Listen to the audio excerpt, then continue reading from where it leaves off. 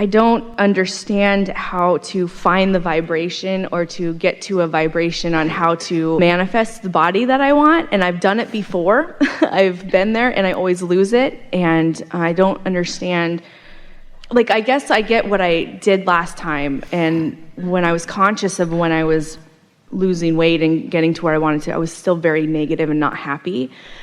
And I feel much happier now, but I still want the thing that I want. And I'm just trying. Yeah, you don't want to be happy. We're just teasing you. Oh, I'm like, is that true? We should never attempt sarcasm. It doesn't go over well.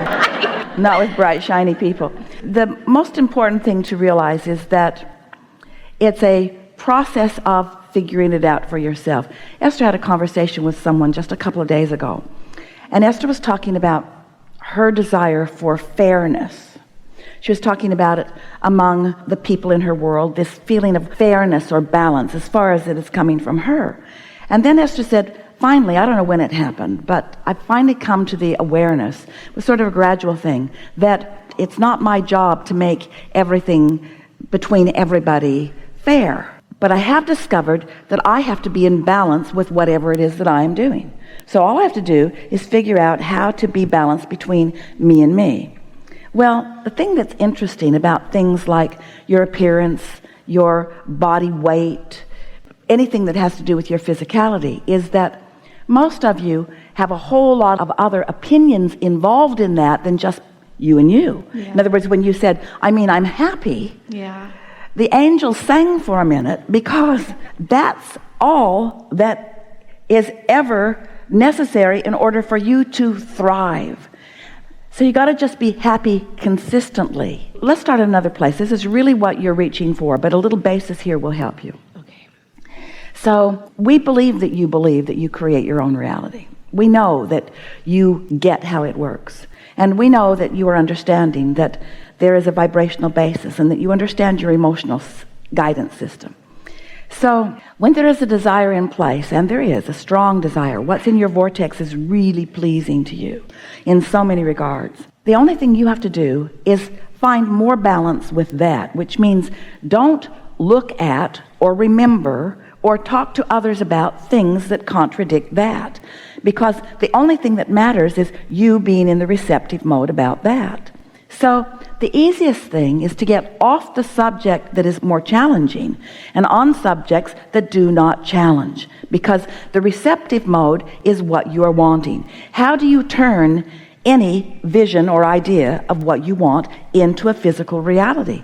Well, the thing that's hardest, especially as it regards your physical body, is that your physical body sort of goes most everywhere you go. And so you are aware of it. You are aware of how it sits and how it stands and how it moves and how it wears clothes and how it looks. But most of all, you're aware of how it is seen by those who are seeing it. That's the part that is the most crippling. It's too strong of a word, but it does really slow you down. Mm-hmm. So what we're wanting you to do is realize that your work is to make your gap all important and everything else far, far, far, far, far, far, far less important. So an easy way to go about this is to focus on something else that is important to you, but that is already in vibrational alignment, something where it's easy for you to be in the receiving mode about it. And use that as your alignment. Getting into alignment, you know what we mean by that? Getting into alignment, being vibrationally up to speed with who you really are, feeling good, feeling frisky, letting your emotions move from being interested to being excited to being eager, to feeling passion, love and appreciation. In other words, just moving around in that end of the emotional stick where you mostly feel good. That's what the receptive mode is. Let's put it this way, just in terms of the vibration being higher or lower. The better you feel, the more natural you are. The worse you feel, the more unnatural you are. And it doesn't matter what subject you're using as your excuse to not feel good. You've still got a subject that is being used by you. It's like a wheel that's spinning very fast, and then you put a crowbar in the spokes, it stops the wheel. That's what resistance is. Resistance is anything that is opposing to the higher frequency. It slows it down. So when you realize that your frequency is naturally high, and that unless you were doing that thing you do that is adding resistance to it, that is lowering it, it will be high. It's like the cork bobbing on the surface of the water. That's where you naturally are. You can hold the cork under the water, but when you let go of it, it's going to bob right back up there. So the key to being in the receptive mode is not holding the cork under the water, which means not focusing on those things that make you not feel good, which means an awareness of what makes you not feel good. You know, what makes you not feel good isn't just around this subject that you're working on. It's lots of other things. So you can't be in the receptive mode about one thing if you're not in the receptive mode because some other thing is bothering you. Okay. We've been offering this analogy for a long time, but you could have 10 subjects in your life. Of course there are more, but let's say 10. And 9 of them could be going really well. And any one of those you could focus on, which would hold you up here in the receptive mode, which means you would be turning these thoughts to things really, really easily. But if there's one thing that is really bothering you, if you're like so many humans, you've got your nearly undivided attention on that one thing, because you've got to find that problem, wrestle it to the ground and kill it. And so you use that one thing that isn't going well as your reason to hold yourself out of the receptive mode. We're going to use that phrase a lot today because out of the receptive mode is the only problem you've got. That's the only problem you ever have, is being out of the receptive mode.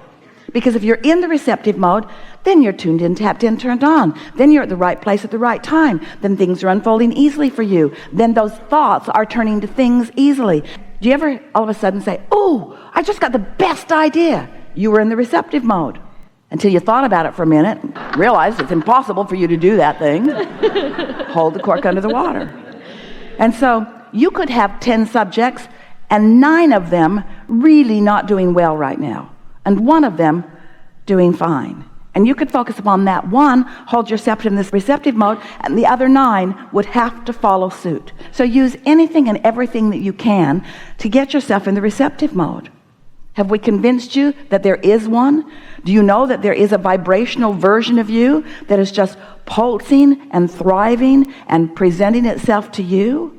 But if you're over here looking at reality, then you're holding the frequency of what isn't, and what is wanting to become can't become because you've got the vibration of what isn't so rampant in your vibration. We think it is thrilling that a large number of people on this planet understand that. Understand that it is frequency, and that it is emotional, and that your emotions are your first, usually conscious realization or manifestation. We want to call your emotions a manifestation. Don't they feel real? Go to a scary movie, it feels real enough, doesn't it? You know that guy's not coming out of the bushes after you, but he might as well be because of the way you're feeling. In other words, you're having an emotion that is a reality.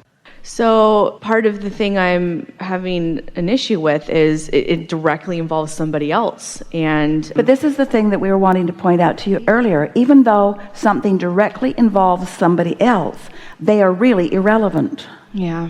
The only thing that is relevant is where you are and your desire. That's what's relevant. So then how do I get past the place where I feel completely frozen, stuck, of allowing? We're happy to talk with you about whatever it is you want to talk about here, but the specific answer to that question is you thaw out a little bit at a time. And what we just gave to you earlier about taking the 9 subjects that are working and use them as your reason to be in alignment. Here's the thing that you might not be remembering. It's a common thing that people forget. You've already asked the question. Life has already caused you to ask for what you want. Mm-hmm. And Source has already answered it. So the solution has already assembled and is ripe for your receiving of it. Mm-hmm. But you've got to get into that receiving mode in order to hear it. Mm-hmm. And so the only thing that matters is being in the receiving mode, because it's already been asked and answered. You've just got to get into the receiving mode. And so the specific answer to your question is whatever it takes for you to feel better, even if it means avoid that situation for a little while. In other words, you're sort of doing what we were saying earlier. You're taking that one thing and you're giving it so much attention, and in giving it so much attention, you're holding yourself out of vibrational alignment and then struggling with all of that when we just explained to you not to do that. It's really funny because I believe that so much, and so I really focus on just being happy and finding the things that make me happy and then focusing on those. And I really tried to, like, when I'm sitting in the car, I'm noticing my body. It's just, I can just feel it. And I'm just like, okay, get that out of there. What am I happy about? Because I don't know how to change it otherwise. You know what happens when your inner being notices your body? First of all, when your inner being notices anything, get out somewhere today. Have you seen this day out there? So when your inner being looks out at the horizon, feel what it feels like when your inner being appreciates something. And if you want to know what it feels like when your inner being appreciates something, you find something to appreciate and stay focused on it long enough that you allow your receptive mode to fully allow source energy to flow through you in this moment. So that's how your inner being feels when it focuses. And so if you're in the car looking at your body and feeling unhappy with yourself for some reason, you're out there on the raw and ragged edge without your inner being, because your inner being does not feel that way. Well, That's the thing that we want you to understand. We want it to not be about your body. We want it to be about your receptive mode. Mm-hmm. We want it to not be about your body. We want it to be about your alignment with source energy. We want it to not be about your body. We want it to be about you being a vessel that is vibrationally in sync with source energy and is allowing source energy to flow through you. We are not wanting to use the word opinion because that is sort of a word that you don't like very much. But your inner being has a perspective, has a point of view, has an opinion about everything. And it is a point of view of strength and power and clarity and love and appreciation. Mm-hmm. So when you train yourself into vibrational alignment with that, then you begin to feel that way. That's what empowerment is. That's what upliftment is. That's what true alignment is. That's what true mastery is.